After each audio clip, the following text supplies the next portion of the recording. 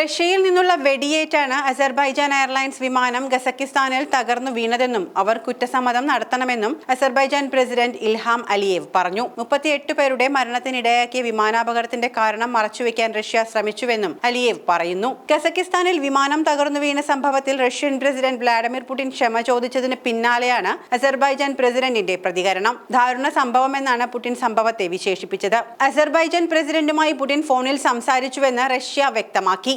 Russian വ്യോമ പ്രതിരോധ സംവിധാനമാണ് വിമാനം തകരാൻ കാരണമെന്ന റിപ്പോർട്ടുകൾ പുറത്തുവന്നിരുന്നു. ഇതിനു പിന്നാലെയാണ് റഷ്യൻ പ്രസിഡന്റ് ക്ഷമാപണം നടത്തിയതെന്നത് ശ്രദ്ധേയമാണ്. ക്ഷമാപണം നടത്തിയെങ്കിലും അപകടത്തിന് റഷ്യയാണ് ഉത്തരവാദിയെന്ന് പുടിൻ പറഞ്ഞിട്ടില്ല.